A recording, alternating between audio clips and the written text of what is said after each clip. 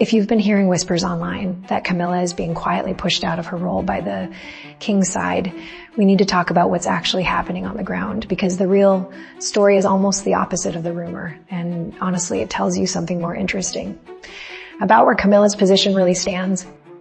This is one of those rumors that spreads fast precisely because it sounds plausible. Royal power shifts quietly, titles get reassigned, roles get restructured without a formal announcement. So when a headline claims Charles has stripped Camilla of a public duty, a lot of people believe it gently because that kind of quiet reshuffling really does happen inside this institution. The problem is, in this specific case, it simply didn't.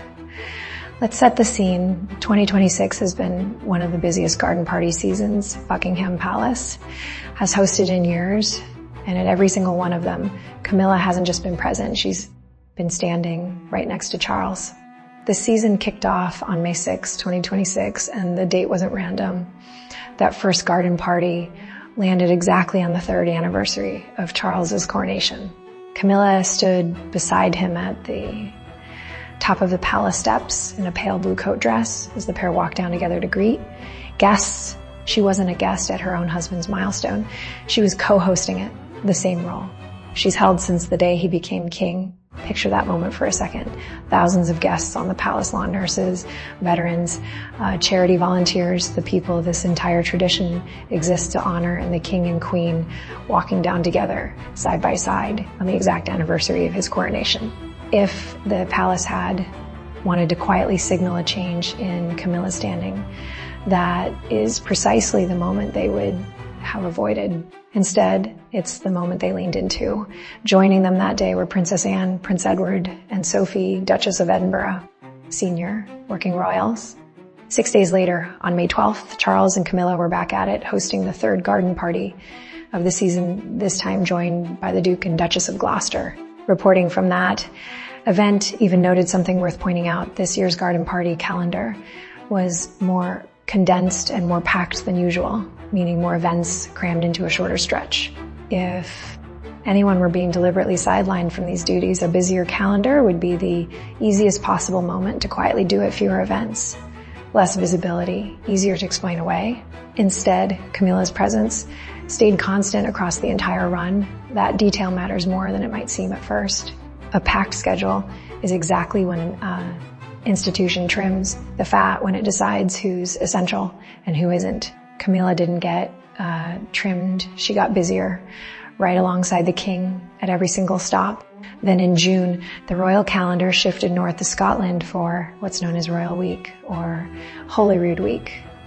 8,000 guests is not a small, quiet gathering you can slip someone out of unnoticed. It's one of the largest single royal engagements of the year, covered extensively by Scottish and national press, photographed from every angle. There is simply no version of this event where Camilla's role could be quietly reduced without it being immediately publicly obvious. So where does the rumor even come from? Understanding that actually tells you something important about how misinformation spreads in this niche. A title like Charles strips Camilla of hosting duties is built to exploit exactly the kind of narrative people already want to believe. That tension between Camilla and other family members, particularly around legacy in public. Standing must be escalating behind palace walls. It's a compelling story, it's just not a true one, at least not based on anything documented. That doesn't mean there is nothing real to talk about here. Part of the answer is simply time. Camilla has now been queen consort for over 3 years in royal terms. That's long enough for a role to move from new and being tested to established and expected. Early in her time as queen, every public appearance carried a bit of scrutiny. How would she be received? How would she compare? Would the public accept her fully in that position? 3 years and dozens of garden parties later, that question has largely been answered by simple repetition. She shows up, she does the job. It's no longer a story in itself that she's there, which ironically is probably part of why some content creators feel they need to invent drama to keep the topic interesting. Part of the answer is also structural. Garden parties are one of the most consistent tradition-bound events in the royal calendar, a custom dating back to the 1,860 seconds. designed specifically to let the monarch personally thank people for public service, NHS workers, members of the armed forces.